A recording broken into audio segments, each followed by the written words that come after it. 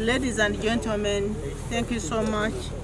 This is a protection sovereignty bill, a joint press statement by Bugisu region citizens.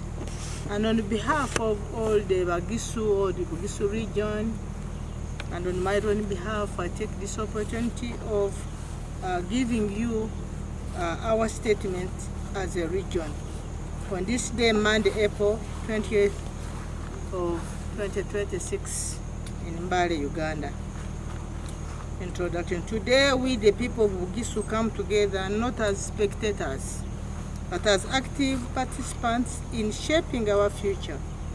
From the community leaders to ordinary citizens, voices rise in unity, seeking to be heard on the sovereignty bill that stands before the nation. We gather before this media with shared conviction that laws of such magnitude must not be distant from the people they affect. We are raising concerns, offering perspectives, and demanding inclusivity in the process that defines our rights, freedoms, and governance. Therefore, we stand before you as Ugandans, representing a diversity of citizens in the formal and informal sectors, that is to say market women and men, coffee farmers, artists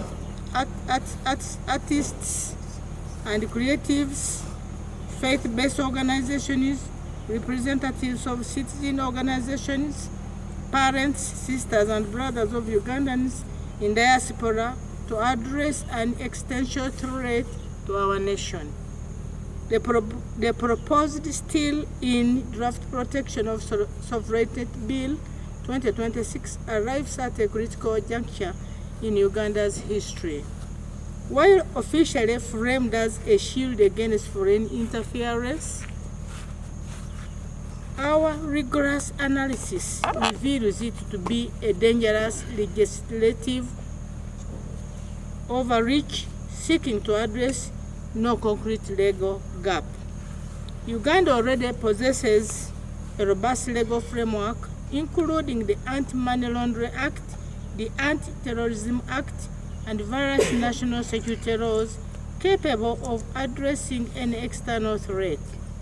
This bill adds no value. Instead, it serves as a vehicle to overthrow the spirit of the 1995 Constitution, shifting power away from the people and consolidating it within unchecked executive agencies. 2. What the bill is about. It is a reversal of popular sovereignty. This bill is not about national pride. It is about centralized control. De facto stripping of citizens, clause 1 and 4, by defining a foreigner to include any person residing outside Uganda, clause 1, the bill effectively reclassifies the diaspora as non-citizens. This creates a legal framework to disenfranchise millions, contradicting Article 15 of the Constitution and the Citizenship and Immigration Control Act. B. Ministerial absolutism, clause 29 and 30.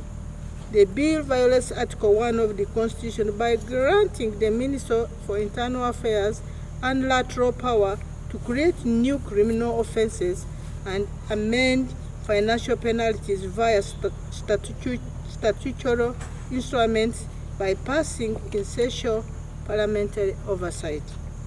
Number 3, the dangers and assault on privacy and economy.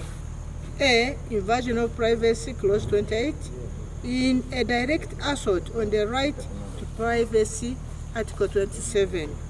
The bill grants authorized officers the power to conduct warrantless inspections of any premises, including private family homes, suspected of housing foreign agent activity.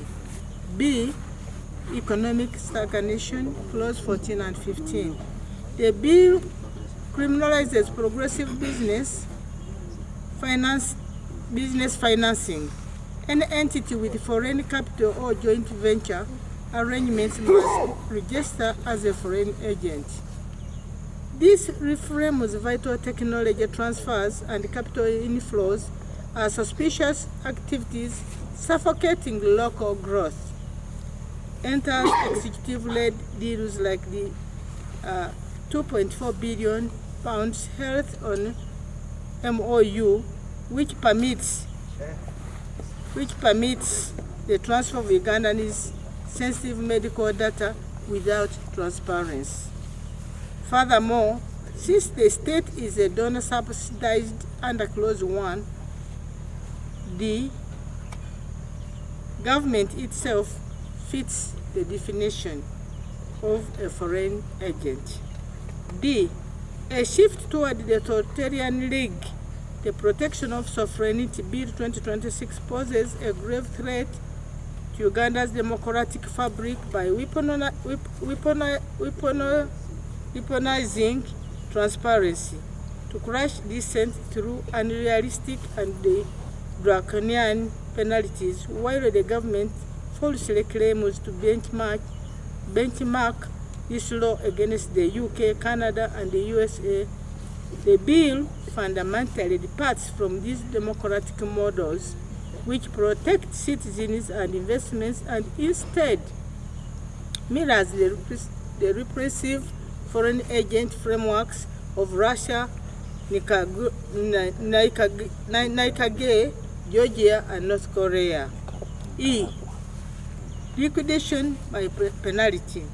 The proposed penalties under this bill represent a significant departure from international legal norms regarding proportionality and administrative fairness. By establishing prison terms of up to 20 years for individuals and institutional fines reaching 4 billion Ugandan shillings, the framework imposes punitive measures that can exceed the value of a technical breach by over 1,000%. Such measures are inconsistent with the standards set by progressive democracies and international bodies such as the EU's Defense of Democracy Package and the UN Special Rapporteur on Freedom of Association, which emphasize that sanctions should be proportionate and preceded by warnings. F. The false benchmarking narrative. Furthermore, while the government cites the legal frameworks of the UK, Canada, and the USA as benchmarks, the actual provision is more closely aligned with the restrictive models seen in Nicaragua and Russia. Unlike the USA Foreign Agents Registration Act, which limits sentences for non-compliance for 5 years, this bill utilizes criminal incarceration and lopsided fines to target private, commercial, and humanitarian activities. This move risks creating aid fatigue and the withdrawal of developmental partners, and ultimately threatening the quality of life for citizens and replacing institutional stability with a model that prioritizes state suspicion over international standards of association. Number 4. Implications for key stakeholders. For the diaspora, the bill reclassifies over 1 million Ugandans residing abroad as foreigners, stripping them of their inherent citizenship rights in direct violation of the 1995 Constitution and existing dual citizenship laws by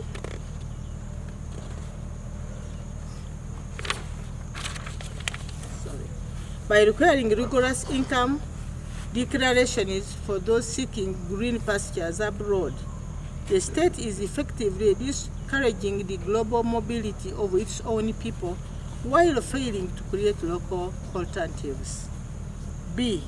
For families and the £2.5 billion USA dollars remittance lifeblood, Diaspora remittances are a primary pillar of our economy, outperforming almost every other sector. This bill criminalizes the act of sending money for school fees, medical bills, and general welfare. By placing North Korean-style restrictions on these funds, the state is cutting off the lifeblood of millions of Ugandan households, leading to an immediate domestic welfare crisis. C. For job creation and employment. Remittances do more than buy food. They fund construction, farming, and housing projects that employ millions of Ugandans. Restricting these flows will lead to a massive collapse in local employment and block entrepreneurs from transferring the startup capital needed to build businesses at home. D. For foreign direct investment and banking. The bill creates artificial compliance choke points by requiring ministerial approval for grants, loans, or investments exceeding 400 million Ugandan shillings. The bureaucracy will paralyze mobile money networks, signal to the world that Uganda is closed for business, and drive global investors to more stable, liberalized neighboring economies. E. For artists, creatives, and musicians, the bill effectively places the creative arts under military-style surveillance, treating cultural expression as a potential tool for foreign subversion by categorizing income from international digital platforms like Spotify, YouTube, and iTunes as foreign funding. The state would technically brand every streaming artist foreign agent. Furthermore, the requirement for ministerial permits to engage in joint projects or international record label deals threatens to ban cross-border collaborations. For musicians and creatives working on a project with a foreign entity without state clearance could result in jail time of over 20 years or fines of 2 billion Ugandan shillings, or even the catastrophic rate of loss of citizenship. This creates a creative forcing Uganda's brightest talents into silence or exile. F. For faith-based institutions, religious groups, and civil society.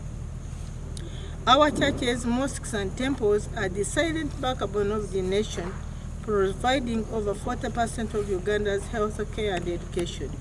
The bill places these sacred missions under state siege by labeling international missionary support, global partnerships, and even the separatists as foreign interference. Under Clause 1, any institution subsidized by a foreign is branded an agent, a move of profound hypocrisy given the state's own heavy donor dependence. This creates a license to heal barrier where vital capital inflows for faith-based hospitals are reframed as suspicious foreign-controlled activities suffocating the social safety nets the vulnerable rely on. D. Furthermore, by reclassifying the diaspora as foreigners, a simple tithe sent from a relative abroad technically brands a home congregation as a foreign agent, criminalizing the inherent right of citizens to support their faith. The bill does not stop at the church gate.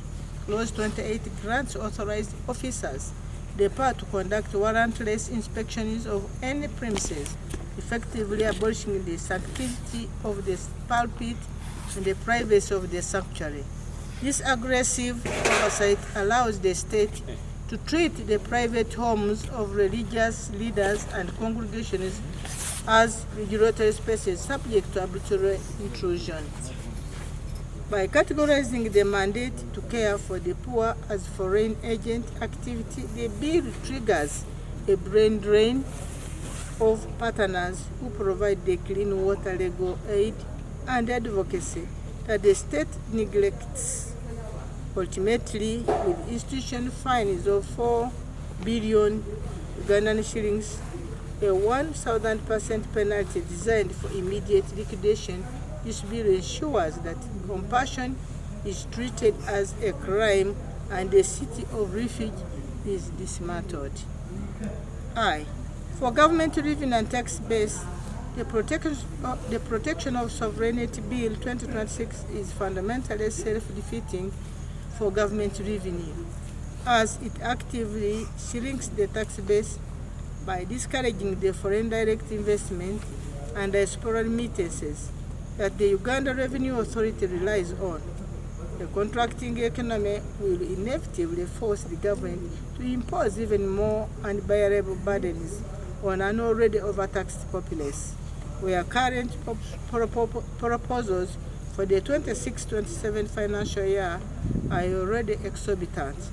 Pay as you earn for higher income earners is proposed to increase from 30% to 40%. For those earning above 10 million Ugandan shillings monthly, fuel exercise is set to rise by 200 shillings per litre. The duty on sugar is tripling from 100 shillings to 300 shillings per kilogram. Motorcycle registration fees are jumping from 200,000 to 500,000 shillings. And stamp duty on the land transfers is doubling from 1.5% to 3%. The implementation of this bill will only exacerbate these fiscal pressures, driving more citizens and business out of the formal sector and further destabilizing Uganda's fragile revenue landscape. For development partners, the era of mutual cooperation is under threat. Partners face an impossible choice: operate under constant state surveillance and risk the criminalization of their staff under vague disruptive activity clauses, or withdraw their support entirely from Uganda's governance and social sectors. Number 5, call to action. We the people gathered here today demand and call upon all stakeholders to take the following urgent actions. Number 1, the government of Uganda, we demand the immediate and unconditional withdrawal of the Protection of Sovereignty Bill 2026 in its entirety. It is a redundant piece of legislation that serves only to undermine the economic and social fabric of our nation. Number 2, to the Parliament of Uganda, we urge you to exercise your oversight mandate and stand with the people. Reject any legislation that criminalizes remittances, family support, and the fundamental rights of Ugandans. Protect our economy. Do not allow the state to create choke points that stifle our progress. Number 3, to the media. Act as the primary information shield. Journalists and outlets must simplify the bill's complex clauses for the public, especially via radio and local languages, to expose how it directly threatens the common man. Provide a platform for legal and economic experts to voice constitutional dangers without fear of censorship. Number 4, to the diaspora. Despite being unfairly labeled foreigners, you are a vital pillar of our economy. You must lobby international partners and human rights bodies to highlight the severe risks this bill poses to foreign direct investment. Form unified blocks to petition the Ministry of Foreign Affairs, asserting your non-negotiable rights under existing dual citizenship laws. Number 5, to the private sector, business leaders must issue joint memorandums through associations such as PSFU, CASITA, and UMA. You must make it clear to the government that this bill makes Uganda high risk for international banks and global investors, potentially leading to a total freeze on credit and external capital. Number 6, to the developmental partners. Conduct formal reviews of aid effectiveness and communicate clearly to the government that this bill creates an environment incompatible with international standards of cooperation, transparency, and human rights. Number 7, to the citizens of Uganda. This is your country, this is our country. Organize local petitions and engage your area MPs directly. It is vital to publicly document and share how this bill will impact your family's remittances, medical care, and household freedoms. Number 6, in conclusion, the Protection of Sovereignty Bill 2026 represents a calculated effort to dismantle the constitutional safeguards that protect individual liberties and participatory governance. It replaces collective self-governance with unchecked centralized authority. Uganda is not North Korea. We have built a liberalized economy and a participatory democracy that thrives on global cooperation and the hard work of our citizens both at home and abroad. Uganda is large enough for all of us, its people, to live together in harmony without victimizing each other. Paradoxically, while the government seeks to criminalize foreign agents, the state remains critically dependent on the very foreign aid, loans, and diaspora remittances it now seeks to persecute. You cannot bite the hand that feeds the nation while claiming to protect its sovereignty. To protect the stability and future of our nation, this bill must be rejected by us all in its entirety. Uganda's sovereignty belongs to the people, not to state agencies. For God and my country. Amen. Thank you so much.